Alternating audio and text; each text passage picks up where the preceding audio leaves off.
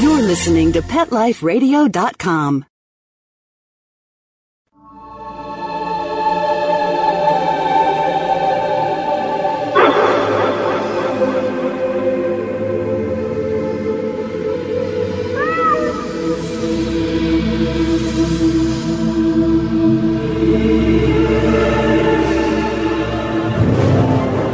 Hi, and welcome to Pet Life Radio's Alive Again. My name, it's Brent Atwater. I'm considered the world's authority on animal life after death and pet reincarnation. But today we're going to take flight a little further into the clouds and talk about angels that show in the form of animals.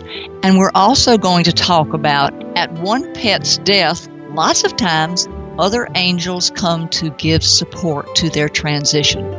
This is going to be very interesting today, so I do want you to sit back, grab a chair, and listen to our story that we'll be talking to Gina after our sponsors break. But before that, we want to invite you over to our Facebook group that's a global group of over 51,000 members, and we continue a lot of the discussions that we initiate in our radio shows within our group.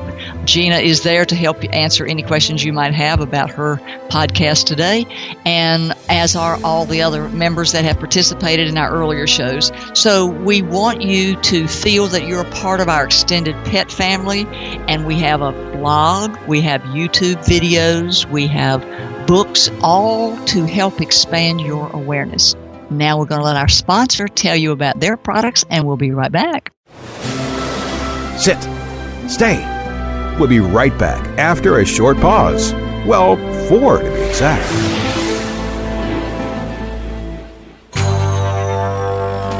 It's DesignerPetSweaters.com, the latest fashion trends for our furry friends. Hand-knitted designer sweaters for your precious pup or cool cat. Beautiful couture patterns for your pets, including custom-knitted formal wear, casual wear, yachting, and even sports-themed. Many designer pet sweaters include feathered tammy hats, top hats, and a lot of sparkle. Each sweater includes leg loops, front paw sleeves, and leash opening. Visit DesignerPetSweaters.com to order your 4-legged fashions today. Your pets will stay warm for the winter and be runway ready. Large or small, we fit them all. DesignerPetSweaters.com.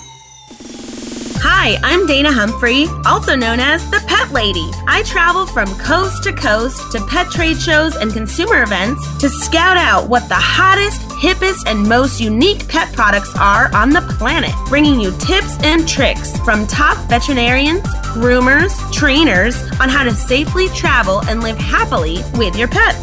The Pet Lady will be in a city near you, showing off the latest and greatest tech pet gadgets, cozy comforts, and fab gift ideas for man's and woman's best friend. You can learn more at thepetlady.net or connect socially and tweet with me at PetLadyWorld.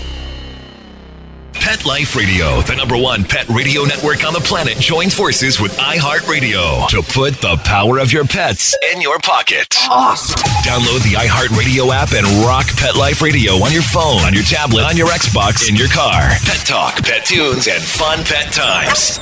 Pet Life Radio and iHeartRadio. Positively Possum. Let's talk pets on PetLifeRadio.com. Today is a story that get your Kleenex out. It is just very special to me, and I certainly want to thank Gina Dial for taking time out of her day to share her heartfelt emotions and describe the experience she had while she was with her horse. And I really feel that this is an important event, and I think that it will expand your awareness that just because a pet is in transition doesn't mean that there's help around in lots of different forms. So welcome, Gina, and tell us about your adventure and your experience and how that has changed your life and made you think about transition and pet death. Thanks, Brent. This is a story about my horse, Copper. He lived to 32 years old, which is a good age. He was a full-blood Arabian. He was a rescued horse, came to us, immediately bonded with me, so I considered him a friend. He would wait for me every night. I would walk him to the barn, feed him first, and we took incredibly good care of him, and he took really good care of me, especially as a rider and a novice rider. And one morning in January, I went out and I saw that he was in distress, so I quickly fed the other horses and got them out of the barn. And I sat with him, immediately calling my husband, telling him, I think it's time. The horse, we were in his stall sitting down. I had brought towels in. I put his head on the towels. His head was in my lap, and I knew with certainty it was his time to go. There was no question on my part at all. Now, my husband, I called him because, number one, we'd have to have a veterinarian come to euthanize him, and number two, somebody would have to come and dig a grave. We live in the country. We see no neighbors. We see nothing. We're on a country road. So it's very, desolate. So I sat there with Copper. I was sure that we were doing the right thing. My husband kept saying, are you sure? Are you sure? Are you sure? Maybe we can save him. And I knew. I just knew. Let me ask you this. What inside of yourself made you know? We did a show earlier about when to let your pet go, and a lot of our listeners are really interested, so they lose the guilt of what is the little click inside of your heart that allows you to understand it's time. It's a feeling that is transmitted. I see it in their eyes of all of my pets. They look at you and they communicate, it's time to go, let me go, I'm ready to go. Because that was always my concern as well. I heard everyone kept saying, you're going to know, they're going to tell you. And I said, well, how? And I didn't know until it happened.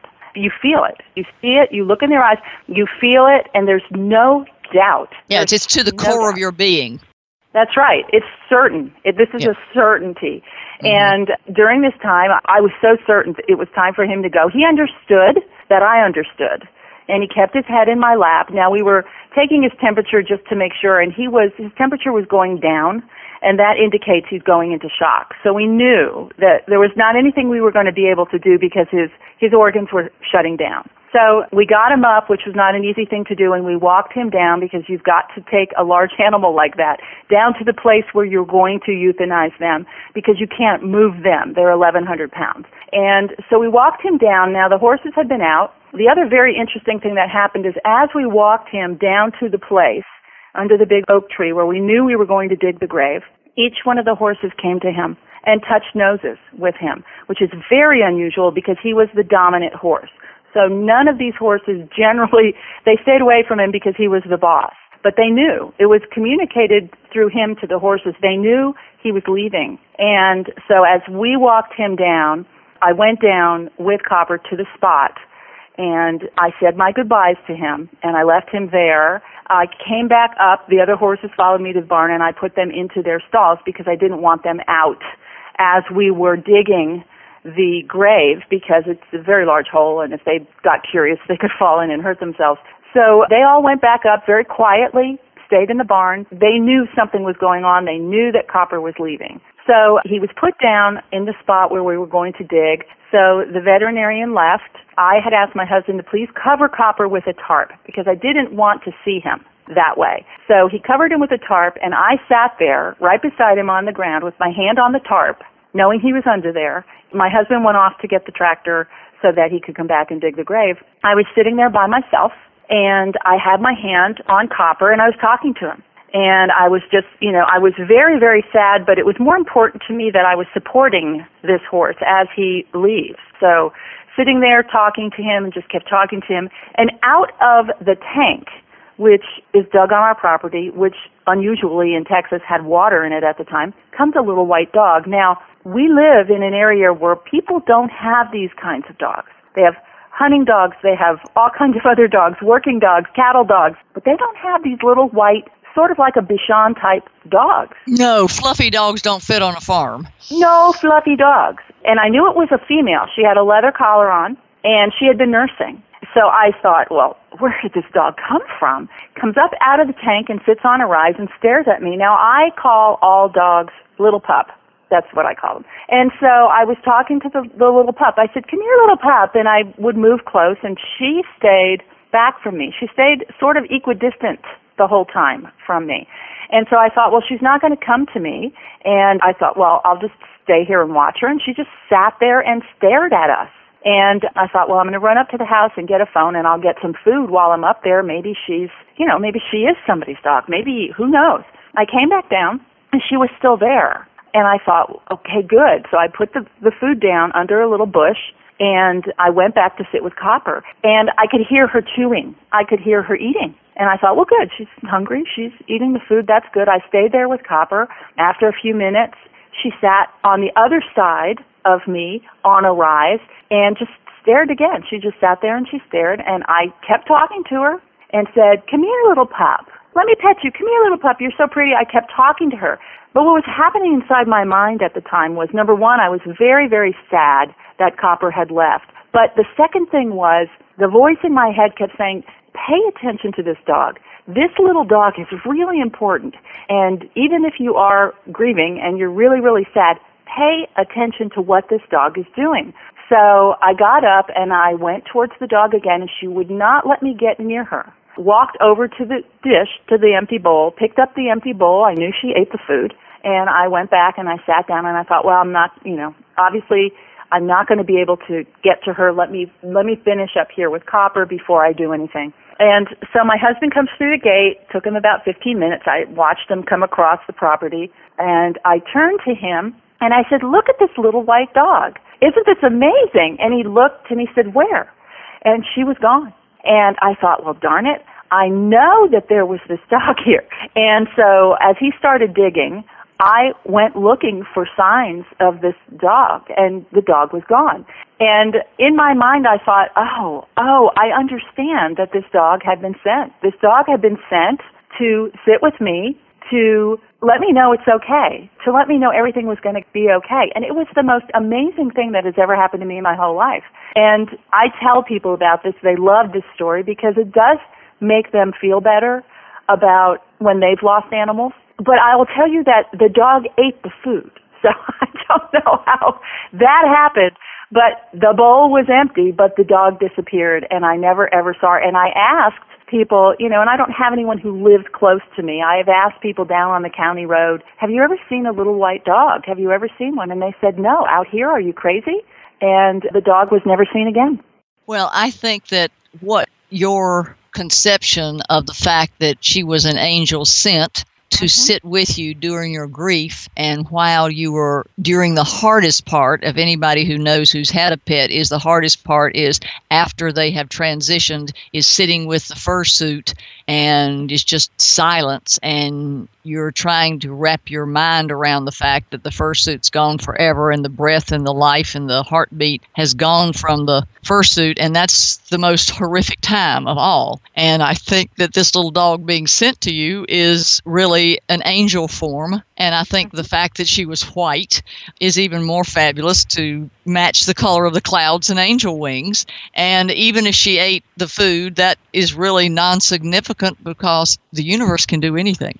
I know, but it's significant to the non-believers. Yes. It's very significant to them because that gives it a different twist. And I did run into a lot of people who just laughed and, said, well, yeah, that's just, you must have been hallucinating. Yeah, well, I know I off. wasn't. And the way I know I wasn't was the food was gone. So they couldn't really, then they said, well, it had to have been a stray dog. And I said, well, a fluffy white stray dog out here is very, very, very hard to find. So I don't really believe, and I don't believe it because that dog was there, sitting there watching me. I turned to watch my husband, and I turned back. The dog was there, but by the time my husband actually joined me, the dog had just vanished, was gone. And I think the fact that she was a mother dog and you could tell that she, you said she was nursing and had puppies, I think that was also a symbolic gesture from the universe about her being nurturing to you, literally holding your heart through this entire journey, I guess you would say. I agree. And I often tell people too, you really need to listen carefully because there could be people who would have ignored the little white dog and not really understood or even noticed what it was there to do. They could have just said, oh, it's just a stray dog and I'm sitting here and I'm so sorry my horse is no longer alive and I'm in such a bad place. It's the ability, and I was very lucky that the voice in my head said, this is really important. So don't ignore this little dog. And I think it's important that people listen and watch and really just be aware of all of these things that are sent to us to help us. And I think it's interesting that they sent a pet to help you with a pet's transition. It may just be that my love of animals and, of course, the love of my dogs who are with me all day long and work out of my home. So my dogs are under my feet all day long. I have terrific communication with them. Could be why the angel came in the form of a dog, because I have such a good relationship with my dogs. And maybe that was just a familiarity for me, or... Right, the appropriateness of something that you would pay attention to. Exactly, yeah. I'm not sure if it had been a monkey that I would have paid attention. Well, no, you might have been a different attention, but it wouldn't have been a nurturing attention. It's like, oh, what in the world is that? You know, That's true. I had a friend who had been diagnosed with a form of cancer, and she went to Walmart to pick up some dressings or things of this nature from the pharmacy, and she was standing in line at the, I guess you would say, the counter waiting to be checked out, and a person behind her, she said it was a man about 5'11", or he said, "How are you today? You don't look like you feel too well." And she says, "No, I don't feel too well." And he says, "Well, tell me about it." And she said he had like salt and pepper hair and sort of blue eyes, and she said she had no idea why she did it, but she turned around and told him, "I just came out of the doctor's office. I've been diagnosed with cancer. I don't know how I'm going to handle any of this," and just poured her heart out to him for 2 or 3 minutes. And then she said the girl called and said, "Ma'am, I'm ready to check you out." And she totally, checked out. And then she turned around to thank the person, and he wasn't there. And to this day, she believes that that was a guardian angel sent to her for her to be able to tell her story and get the angst out of her heart before she went home. And then when she turned around, because when you waited in a line, you're not going to get out of line just to okay, I think I'll just stop being in this line for a while. She said the lines were long and he was not even there. And she asked the lady behind her, she said, "Did you see that man that was standing there?" And the lady said, "Well, no, I didn't." So I do believe that the universe sends all sorts of signs in the most appropriate form for you to get through what you are having to deal with, whether it be the transition of your horse or the transition of another pet, because a lot of times pets on the other side will come and sit and greet the original pet as it's deceasing and becoming in transition mode and crossing over. And so I think that it's a wonderful time. I want to just mention something. The horse that I lost was the very first animal that I had horses before I had dogs or cats. It was my very first horse, and it was the very first animal that I loved that much that I lost. That would have been the first. Then shortly after that, I lost my 15-year-old lab, and then, of course, 6 months later, my Australian Shepherd. But that horse was really instrumental in getting me attuned to loss. So that might be why the little dog and the little angel came to help me, because it was a tremendous thing for me, because it was the first time I'd ever lost an animal. And I think that that's lessons from death. And every death presents lessons. And as you stated, this little dog coming in your head saying, "Pay attention, this is important." This was the first death of a fur person that was in your life. And I think that the universe stepped up and helped you with it by having the little dog hold your attention and create literally some form of small distraction while you were in such dire pain over losing Copper. And comfort, because I will tell you, having the little dog there, even though it was sitting a distance from me, was a comfort, because I was there alone with my horse, and so it was a big comfort to me to have the little dog there. Wow. Well, I appreciate you sharing your story today. Folks, if you'd like to talk with Gina, she's over in our Facebook group, and she'll be glad to share more stories with her, and we're going to have her on other radio shows, and we will be having our next show will be about lessons from pet death. And although that may sound cold and a little bit hard, just as Gina shared with us today, there can be beautiful lessons and beautiful moments of expanding your mind and having your heart learn new ways of thinking about transition instead of just looking at it as end-all, be-all death. Join us in our further shows.